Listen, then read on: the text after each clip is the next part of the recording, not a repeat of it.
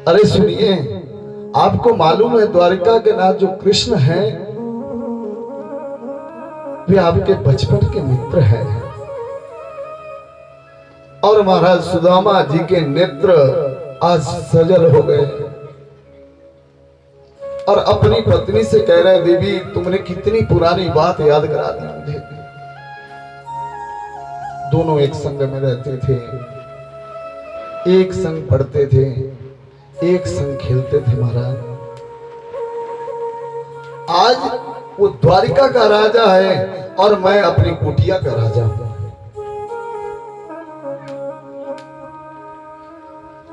सुदामा जी की पत्नी ने कहा, सुनिए, क्या आपके मन में कभी द्वारिका नाथ से मिलने की इच्छा नहीं होती? सुदामा बोले, देवी ऐसा कौन संसार में मनुष्य होगा जो कृष्ण जैसे मित्र को पाकर बार बार मिलना न चाहे। लेकिन मैं जाऊं तो कैसे? घर में खाने को कुछ है नहीं, मांगता कभी किसी से हो नहीं, इसलिए मुझे जब भी कृष्ण से मिलना होता है ना तो आंख बंद करके मिलकर वापस चला आता।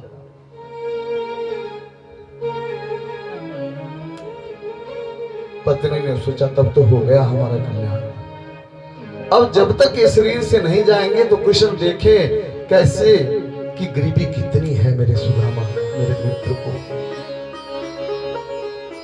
और मेरे पति को कृष्ण देखेंगे तो पता चलेगा कि कितनी गरीबी में है। और पता चल गया तो वो सब कुछ दे देंगे महाराज। पत्नी ने कहा, सुनो, मैं तुम्हारी अर्धांगिनी हूं। पति कितनी भी भक्ति करे उससे पत्नी पर कोई असर नहीं होता महाराज। लेकिन यदि शरीर से यदि सत्कर्म यदि पति करता है तो आधा फल पत्नी को मिलता है। और एक बार शरीर से कृष्ण से मिलने जाइए। सुदामा बोले, देवी तुम जानती हो मैं मांगता किसी से नहीं हूं, घर में कुछ रहता नहीं है। और मित्र के घर और गुरु के घर कभी खाली हाथ नहीं जाना चाहिए, इसलिए मैं जा भी नहीं सकता। जाऊं भी तो कैसे जाऊं? पत्नी से रहा नहीं गया और बड़ा साहस करके बोली, यदि श्री कृष्ण प्रसन्न हो गए आपके ऊपर, आपको बहुत सा धन देंगे। और इस बात को सुनकर सुदामा एकदम महाराज गंभीर हो गए और क्या कह रहे, अब तो मैं बिल्कुल भी नहीं जाऊंगा।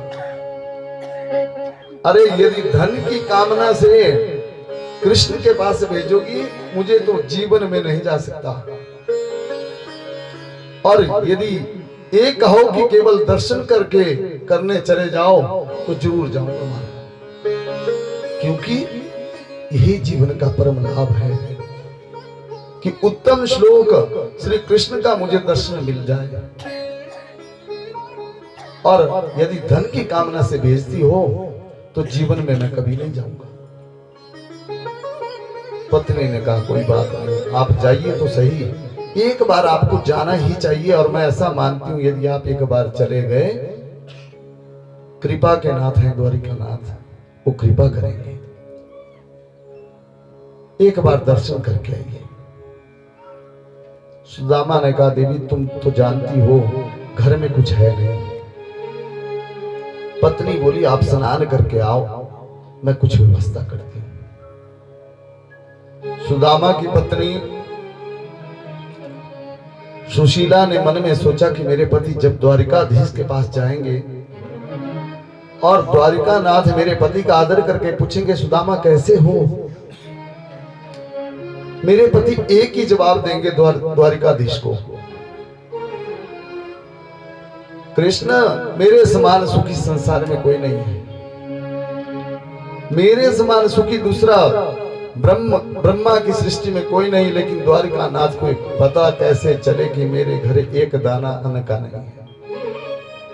इसलिए सुदामा की पत्नी ने क्या किया, याचित्वा चतुरो मुष्टिं विप्रान पृथुक तण्डुलं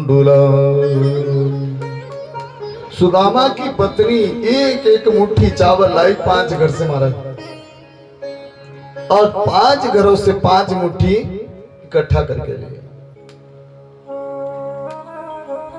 सुदामा की पत्नी इधर इशारा कर देती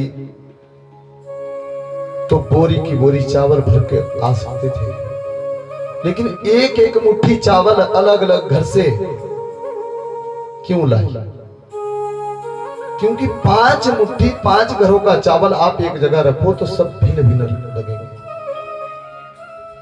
कोई टूटा चावल, कोई मोटा चावल, कोई पीला चावल, कुछ धान के चावल, और उन चावलों को विश्वकर्मा की पत्नी ने ऐसे कपड़े में बांधा महाराज,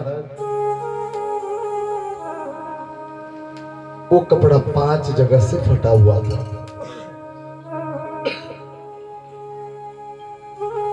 ताकि द्वारिकाधीश इसे देखते ही समझ जाए कि सुदामा के घर में एक मुट्ठी चावल भी इसका अपना नहीं है।